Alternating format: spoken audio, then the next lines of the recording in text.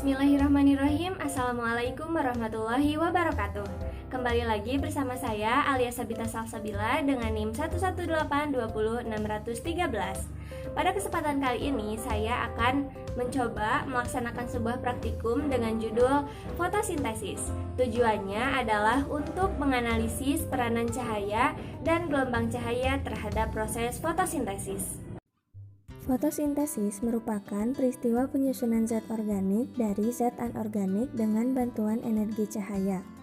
Proses fotosintesis umumnya hanya berlangsung pada tumbuhan berklorofil yang terjadi pada kloroplas. Di dalam kloroplas terdapat zat hijau daun atau klorofil. Di dalam kloroplas inilah terbentuknya pati atau karbohidrat. Panjang gelombang cahaya mempengaruhi proses fisiologi tanaman seperti fotosintesis dan fotoperiodisme. Umumnya pertumbuhan optimal terjadi bila seluruh kisaran spektrum cahaya tampak diberikan. Untuk hipotesis, cahaya merupakan faktor utama dalam laju fotosintesis. Semakin banyak cahaya, maka semakin besar laju fotosintesis. Dalam praktikum kali ini, variabel kontrolnya berupa daun pepaya, variabel bebasnya penutup daun, dan variabel terikatnya warna daun. Untuk alat dan bahan yang digunakan pada proses praktikum kali ini adalah tanaman dengan daun berwarna hijau, betadin, alkohol, aluminium foil, kertas mika, air secukupnya, paperclip,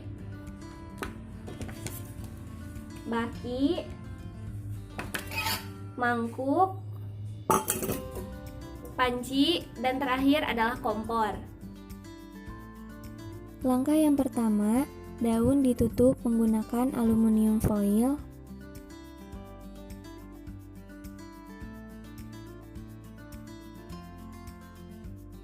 Mika berwarna merah, hijau, biru, dan kuning. Setelah 24 jam, daun dipetik. Lakukan pada semua daun yang ditutupi. Kemudian air dididihkan. Setelah mendidih, masukkan daun dengan dibuka terlebih dahulu pembungkusnya.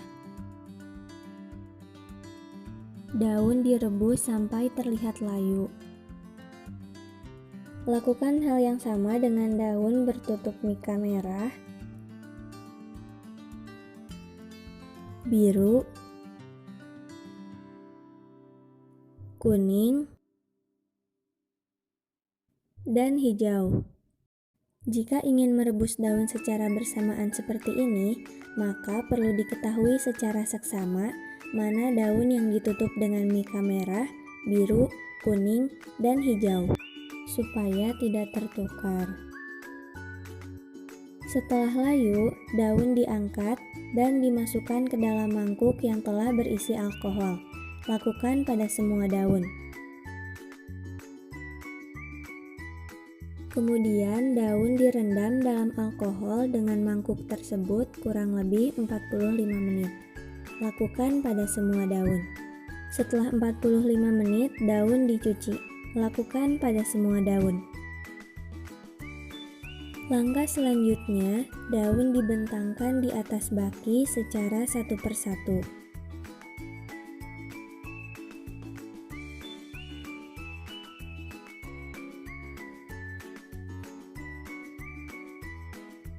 Selanjutnya, semua daun ditetesi dengan iodin atau betadin.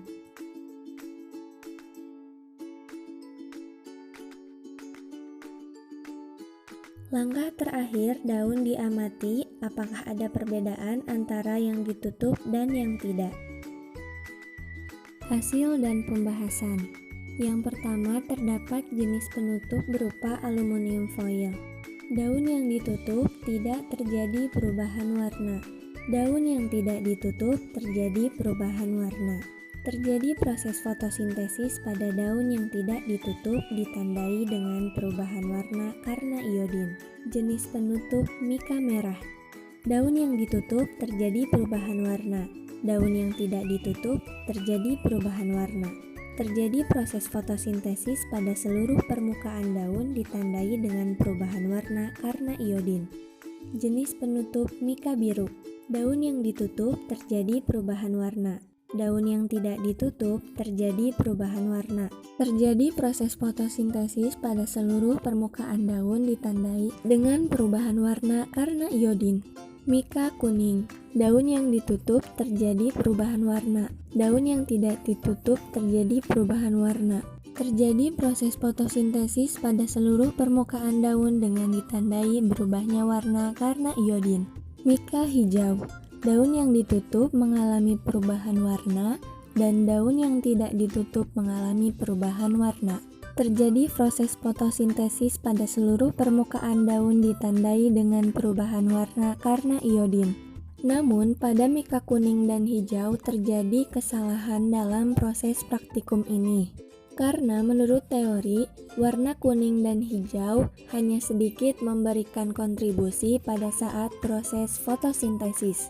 Namun, pada praktikum kali ini, daun yang ditutup mika kuning dan mika hijau, perubahan warnanya sama dengan daun yang ditutup mika merah dan mika biru. Yang menurut teori, warna merah dan biru berkontribusi banyak dalam proses fotosintesis. Dapat kita lihat untuk daun yang ditutupi dengan aluminium foil ini adalah bagian depannya. Dapat kita lihat bahwa bagian depan lebih muda daripada bagian belakang daun yang tidak ditutupi dengan aluminium foil. Daun yang ditutupi dengan mika biru pada bagian tengah daun mengalami perubahan warna pada seluruh permukaan daun. Daun yang ditutup dengan mika merah pada bagian tengahnya mengalami perubahan warna pada seluruh permukaan daun. Daun yang ditutup dengan mika warna hijau pada bagian tengah mengalami perubahan warna pada seluruh permukaan daun. Daun yang ditutup dengan mika berwarna kuning pada bagian tengahnya mengalami perubahan warna pada seluruh permukaan daun. Kesimpulan: 1. Bagian daun yang dibungkus dengan aluminium foil tidak memberikan reaksi positif pada iodin. Hal ini tidak menunjukkan adanya proses fotosintesis pada bagian daun yang tertutup aluminium. 2. Panjang gelombang dari warna merah adalah 620–750 nanometer, warna kuning 570–590 nanometer, warna hijau 295–495 nanometer, warna biru 450–495 nanometer. Pada praktikum kali ini dapat ditunjukkan bahwa warna merah baik digunakan dalam proses fotosintesis. 3. Fungsi alkohol adalah untuk melarutkan klorofil sedangkan iodin sebagai indikator amilum. 4. Proses fotosintesis membutuhkan cahaya matahari karena terbukti dengan daun yang ditutupi aluminium foil tidak mengandung amilum yang menandakan tidak terjadinya proses fotosintesis. Sedangkan daun yang terbuka mengandung amilum yang menandakan terjadinya proses fotosintesis. Namun dalam keadaan tertentu bisa saja daun berfotosintesis tanpa cahaya matahari, tetapi dengan cahaya buatan seperti lampu atau senter. 5.